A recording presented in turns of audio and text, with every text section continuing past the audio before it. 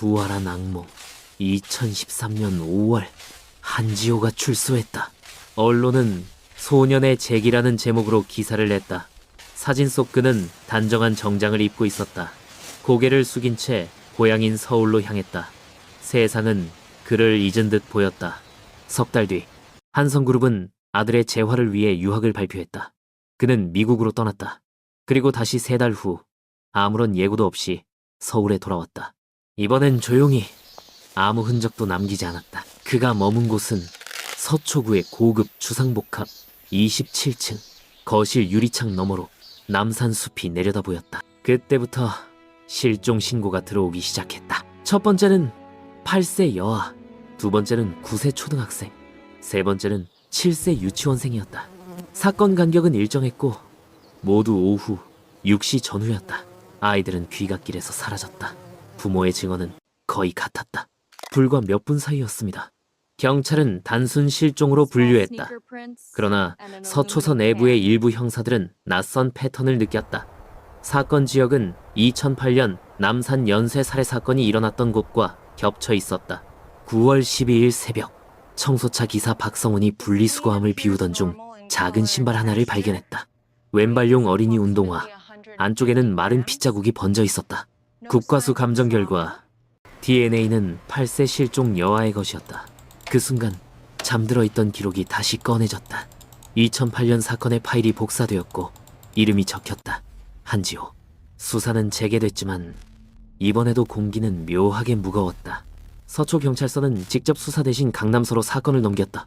이유는 관할 중복, 서류는 이리저리 돌았다. 그 사이 또 한 아이가 사라졌다. 한지호는 조용히 움직였다. 그는 자신이 감시받고 있다는 것을 알고 있었다.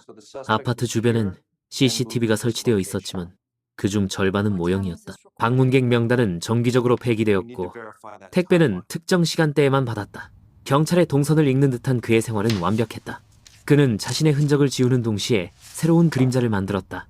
SNS에는 노숙자 남성이 아이들에게 접근한다는 게시글이 퍼졌다. 게시물의 최초 작성 IP는 지호의 집 근처에서 나왔다. 언론은 거리 노숙자의 범행 가능성을 보도했다. 시민들의 시선은 다른 곳으로 향했다. 한편 한 사람만이 그 방향을 따라가지 않았다. 강우석, 38세. 남산 사건의 초동 수사를 맡았던 형사였다. 그는 여전히 그날의 사진을 책상 서랍에 넣어두었다. 아이들의 눈빛은 다치지 않은 채였다. 실종 사건이 이어지자 그는 자비로 휴가를 내고 한지호를 감시하기 시작했다. 밤마다 같은 패턴이 반복됐다. 지호는 새벽 1시에 집을 나서서 검은 가방을 들고 나갔다. 3시 30분쯤 돌아왔다. 처음에는 한강 근처로 향하더니 나중에는 남산 숲길을 돌았다. CCTV에는 잡히지 않았다. 이동 경로는 치밀했다. 우석은 수첩에 날짜와 시간을 적었다. 5월 23일, 6월 10일, 7월 2일, 7월 24일. 그가 움직인 날마다 아이 하나가 사라졌다. 우석은 상부에 보고했지만 답은 짧았다. 근거가 약하다. 누군가는 그를 막고 있었다. 8월, 우석은 독단적으로 행동하기 시작했다. 그는 잠복했다. 빌딩 옥상, 골목, 주차장. 망원 렌즈를 들고 남산 방향을 바라봤다.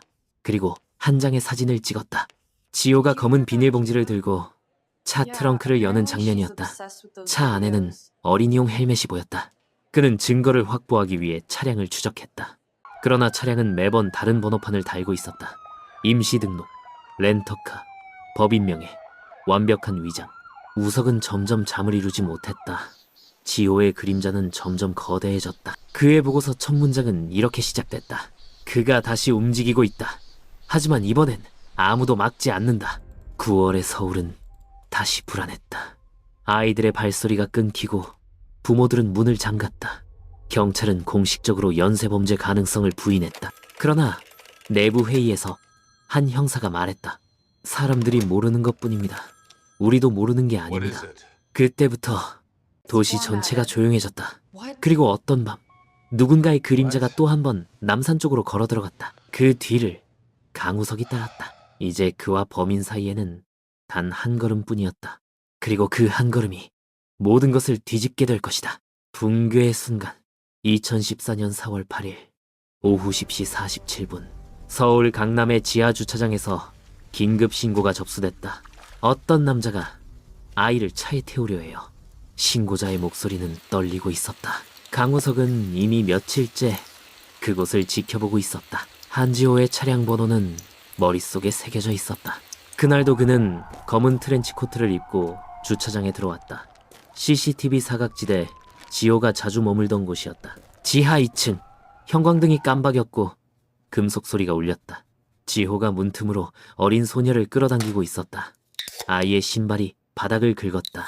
우석의 손이 권총 손잡이를 움켜쥐었다. 지호는 고개를 돌렸다. 눈빛엔 두려움이 없었다. 오히려 흥미가 비쳤다. 손을 놓아. 짧고 낮은 명령이었다. 지호의 입꼬리가 천천히 올라갔다. 형사님, 아직도 정의 같은 걸 믿어요? 그는 아이를 앞으로 밀어붙였다. 손에는 작은 칼이 들려 있었다. 공기가 멈췄다. 우석의 시야엔 아이의 눈동자만이 있었다. 두려움으로 얼어붙은 그 눈을 향해 지호의 팔이 움직였다. 방아쇠가 당겨졌다. 단 한 발. 총성은 짧았고 메아리는 길었다. 지호의 몸이 뒤로 젖혀지며 차문에 부딪혔다. 칼이 바닥에 떨어졌고 아이의 울음이 터졌다. 피가 번졌다. 하지만 지호의 표정은 변하지 않았다. 입술이 미세하게 움직였다. 봤죠? 이제 사람들은 나를 잊지 못할 거예요. 그는 그렇게 멈췄다. 사건은 즉시 보고되었고 경찰 특공대가 주차장으로 들어왔다. 언론은 강남 아동 납치 미수 사건으로 첫 보도를 냈다. 하지만 수사는 그저 시작에 불과했다. 지호의 아파트는 철저히 봉쇄됐다. 현장 감식반이 거실을 조사하던 중 거울 뒤에 숨겨진 금속판을 발견했다. 안쪽엔 손바닥만한 하드디스크가 있었다. 파일명은 날짜와 이름으로 정리돼 있었다. 그 안엔 기록이 있었다. 피해자들의 얼굴, 울음, 손짓, 그리고 그의 목소리. 이건 예술이야. 완벽한 공포의 형태. 형사들은 침묵했다. 영상 중 하나엔 뉴스 화면이 재생되고 있었다. 화면 속 기자가 한지호 사건의 판결이 확정됐다고 말하자 카메라 앞에서 지호가 웃었다. 다시 거울을 향해 말했다. 나는 이 나라가 만든 괴물이에요. 하드디스크 안 마지막 파일은 2014년 3월 29일자였다. 그 안에서 지호는 흰 조명 아래 앉아 있었다. 책상 위엔 신문 한 장. 기사 제목은 피해자 어머니 6년째 남산에서 추모식. 그는 그 문장을 손가락으로 짚으며 말했다. 나는 졌다고 생각했어요. 하지만 이제 알았죠. 내가 이겼어요. 그들은 나를 평생 기억하겠죠. 녹화는 그 말로 끝났다. 사건은 곧 사회적 폭풍으로 번졌다. 하드디스크의 증거는 연쇄살해의 전모를 드러냈고 동시에 오랫동안 묻혀있던 진실을 끌어올렸다. 2008년 당시 수사팀의 간부 2명이 뇌물수수 혐의로 체포됐다. 지호의 아버지 한대현 회장도 조사를 받았다. 법은 움직이기 시작했다. 하지만 국민들은 물었다. 왜 6회나 걸렸습니까? 서울의 밤거리에는 촛불이 켜졌다. 사람들은 이름 모를 아이들의 사진 앞에서 머리를 숙였다. 작은 불빛들이 도로를 따라 이어졌다. 그 불빛 사이로 아이들의 신발이 놓여 있었다. 세상이 잠든 뒤에도 남산의 바람은 여전히 돌고 있었다. 그 바람 속엔 누군가의 이름이 남아 있었다. 강우석은 사건 보고서의 마지막 페이지에 한 줄을 적었다. 그는 죽었지만 아직 사라지지 않았다. 그리고 다음 날 우석은 남산으로 향했다. 그곳엔 새벽 안개와 함께 아직 꺼지지 않은 촛불이 있었다. 그 불빛은 곧 다가올 끝, 그리고 또 다른 시작을 예고하고 있었다. 2008년 9월의 서울. 남산 자락의 숲길은 낙엽이 짙게 깔려 있었다. 저녁 6시 20분경 개를 산책시키던 한 남자가 풀숲 사이에서 이상한 냄새를 맡았다. 그가 낙엽을 걷어내자 흙에 절반쯤 묻힌 작은 손이 드러났다. 손가락 끝은 차갑고 손톱 밑엔 검붉은 흙이 끼어 있었다. 아이의 이름은 박민지, 8살. 실종된 지 이틀째였다. 현장에 도착한 서초경찰서 형사들은 말을 잃었다. 아이의 몸은 흙과 낙엽에 덮여 있었지만 얼굴은 드러나 있었다. 입술이 푸르고 눈은 크게 떠 있었다. 마치 누군가를 마지막까지 바라보다가 그 시선을 고정한 채 멈춘 것 같았다. 목에는 부드러운 끈 자국이 있었다. 질식사. 시신 주변엔 흙이 뒤집힌 자국과 함께 작은 운동화 발자국, 그리고 알루미늄 캔 하나가 있었다. 캔은 음료 브랜드 크린소다의 한정판이었다. 경찰은 즉시 증거로 수거했다. 국립과학수사연구원 감정 결과 사인은 끈에 의한 압박 질식, 사망 추정 시각은 전날 오후 5시에서 7시 사이였다. 형사팀은 아이가 마지막으로 목격된 초등학교 앞 CCTV를 확인했다. 화면엔 분홍색 점퍼를 입은 민지가 골목 끝으로 사라지는 모습이 잡혀 있었다. 뒤이어 남색 후드티를 쓴 인형이 짧게 스쳤다. 영상은 흐릿했고 얼굴은 알아볼 수 없었다. 그날 밤 서초경찰서의 수사상황실에 불이 꺼지지 않았다. 형사들은 골목 지도를 펼치고 사건 동선을 표시했다. 골목마다 CCTV를 확보하고 차량 이동 기록을 조회했다. 그러나 결정적인 단서는 없었다. 납치나 목격 제보도 없었다. 단지 아이의 집 근처에서 밤마다 낯선 차량이 서 있었다는 주민의 진술이 전부였다. 열흘 후 두 번째 아이가 사라졌다. 이번엔 초등학교 3학년 여자아이였다. 경찰은 즉시 대규모 수색에 나섰다. 48시간 후 아이의 시신이 남산 북쪽 산책로에서 발견됐다. 형태는 같았다. 목에 남은 줄 자국, 깨끗이 닦인 손톱, 그리고 근처에 버려진 음료캔. 형사들은 패턴을 인식했다. 동일범이다. 수사팀장은 단호히 말했다. 범죄의 반경은 점점 좁아졌다. 두 사건 모두 고급 주택가에서 3km 이내에서 발생했다. 피해자들은 같은 초등학교 학생들이었고 같은 시각대에 실종됐다. 공통점은 귀가 길이 짧고 부모가 맞벌이라는 점뿐이었다. 범인은 분명 피해자들의 생활 패턴을 알고 있었다. 세 번째 실종은 언론을 움직였다. 연속 사건이라는 단어가 뉴스 자막에 올라갔다. 서울 시민들은 공포에 휩싸였다. 학부모들은 아이들을 데리러 학교에 몰려들었고 놀이터는 텅 비었다. 그러나 그 공포의 한가운데에서 범인은 여전히 움직였다. 남산 인근 고급 아파트, 단지 14층, 커튼이 반쯤 열린 창문 안에서 한 소년이 쌍안경을 들고 있었다. 이름은 한지호, 17살. 그는 아래를 지나가는 초등학생들을 관찰했다. 그 표정엔 흥분도 죄의식도 없었다. 단지 지루함을 달래는 듯한 무표정만이 있었다. 한지호의 집은 금융재벌 한성그룹 회장의 개인 펜트하우스였다. 학교에선 수학 천재로 불렸고 IQ 148이라는 기록이 남아 있었다. 그러나 담임 교사는 그를 감정이 없는 학생이라 말했다. 친구들은 그가 동물 해부 영상을 즐겨봤다고 증언했다. 그런 기록은 누구의 관심도 받지 못했다. 10월 27일, 세 번째 피해자의 시신이 발견됐다. 이번엔 시신 옆에 타이어 자국이 남아 있었다. 타이어 패턴은 고급 세단 제네시스 2008년형과 일치했다. 경찰은 차량 소유주 명단을 확보했다. 그중 한 대가 한성그룹 회장 명의로 등록되어 있었다. 그러나 차량 블랙박스 기록은 포맷된 상태였다. 수사팀은 모든 가능성을 열어두었다. 가정폭력, 납치, 성범죄, 모방범죄. 하지만 시간은 범인의 편이었다. 세 번째 사건 발생 후 3주, 또 한 아이가 사라졌다. 경찰은 도시 전체에 경계령을 내렸다. 그날 밤 비가 내렸다. 형사들은 우비를 입고 산등성이를 뒤졌다. 그리고 새벽 3시 40분 한 형사가 낙엽더미 밑에서 작은 운동화를 발견했다. 아이의 이름은 김다은, 9살. 그제야 수사는 분노로 바뀌었다. 서초서 강력팀은 50명의 인력을 투입해 탐문조사를 벌였다.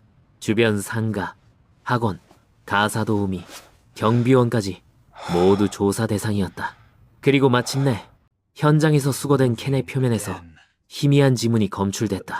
그 지문은 한지호의 것과 일치했다. 그러나 체포영장이 발부되기 전날 밤 수사본부는 갑자기 회의 소집을 해제했다. 다음날 아침 언론 브리핑에서 경찰은 지문 분석 결과는 오염 가능성이 있다고 발표했다. 검찰은 피의자는 미성년자이므로 신상 공개가 어렵다고 덧붙였다. 며칠 뒤 사건은 심리적 불안정 상태의 청소년이 저지른 우발적 범행으로 정리되었다. 법원은 짧은 재판 끝에 징역 5년형을 선고했다. 방청석에선 울음이 터졌다. 피해자 가족들은 항의했지만 그들의 목소리는 기록되지 않았다. 기자들은 취재를 멈추지 않았지만 기사들은 삭제되었다. 2008년의 남산숲은 그렇게 다시 조용해졌다. 사람들은 그 길을 피했고 새벽마다 들리던 개 짖는 소리만이 사건의 흔적처럼 남았다. 아이들이 사라진 자리엔 장난감이 남겨졌고 낙엽은 다시 쌓였다. 그러나 그 숲의 침묵은 사건의 끝이 아니었다. 몇 년 뒤 같은 패턴의 실종이 다시 시작될 것이기 때문이다. 남산의 바람은 아직 멈추지 않았다. 그것은 누군가의 숨이었고 누군가의 기억이었다. 그리고 누군가의 죄가 묻혀있던 자리였다. 그림자 속의 아이. 한지호의 학교 기록에는 숫자들이 가득했다. 성적, 지능지수, 출석률 모두 뛰어났다. 교사는 그를 논리적이지만 온도가 없는 학생이라고 썼다. 친구들은 그가 사람의 눈을 피하는 습관이 있다고 말했다. 누군가를 마주볼 때면 시선을 유리창 밖으로 돌렸고 그 속에는 아무 감정도 담기지 않았다.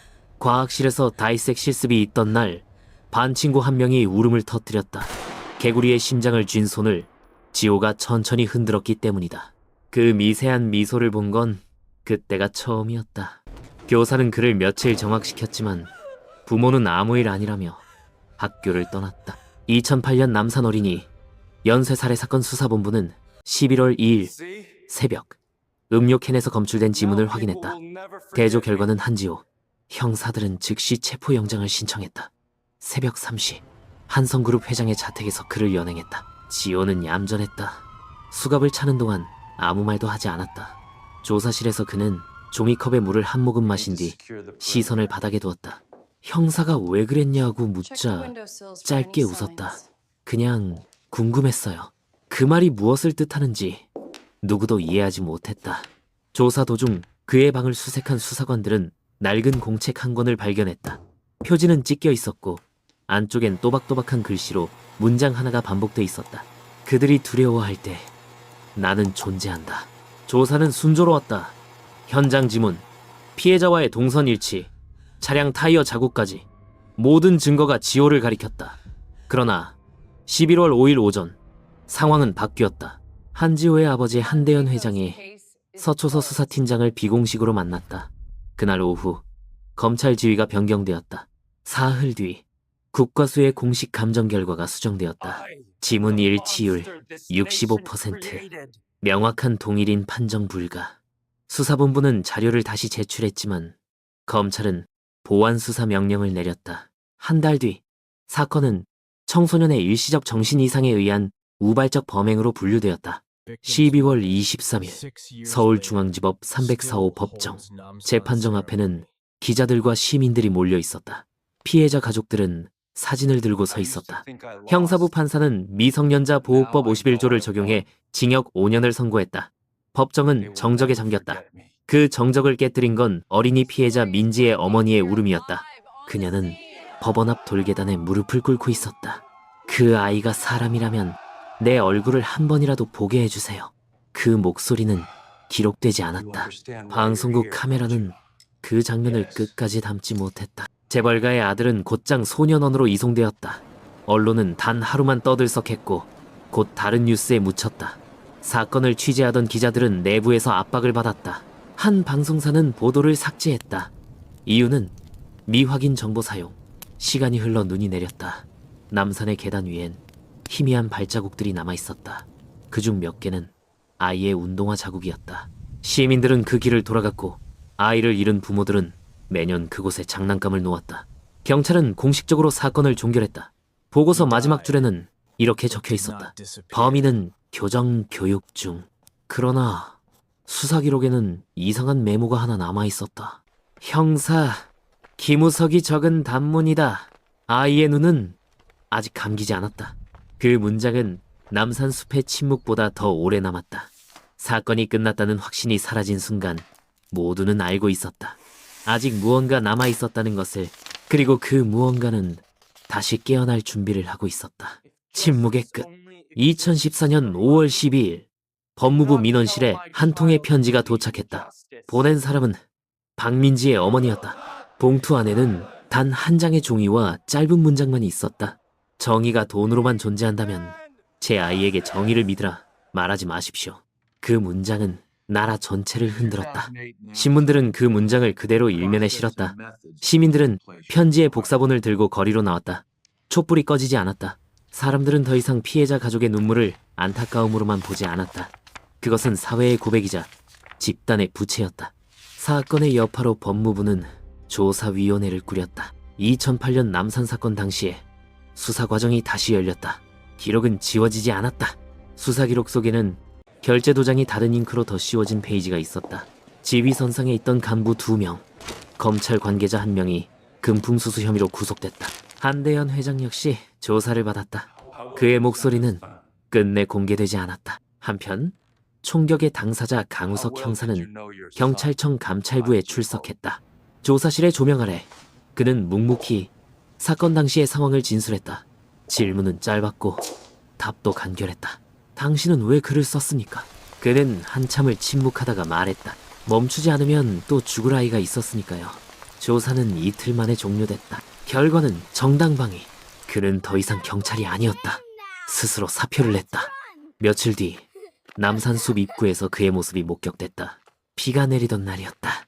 그는 작은 꽃다발을 들고 오래 서 있었다. 그곳은 8살 민지의 시신이 발견된 자리였다. 그가 무엇을 생각했는지 누구도 알 수 없었다. 다만 그가 떠난 뒤에도 꽃은 그대로 남아있었다. 그 사건은 이후 서초의 어둠이라 불렸다. 법학과 사회학 강의에서 이 사건은 늦은 정의의 사례로 소개되었다. 학생들은 묻곤 했다. 정의가 너무 늦으면 그건 정의일까요? 6년 동안 도시를 덮었던 침묵은 그렇게 끝났다. 서울의 여름비가 그의 유난히 길었다. 도로 위의 먼지는 씻겨나갔지만 기억은 지워지지 않았다. 학교 복도에 걸린 아이들의 단체 사진 속에서 그들은 여전히 웃고 있었다. 이제 그 웃음은 살아있는 이들을 향한 질문이 되었다. 남산의 바람은 여전히 불었다.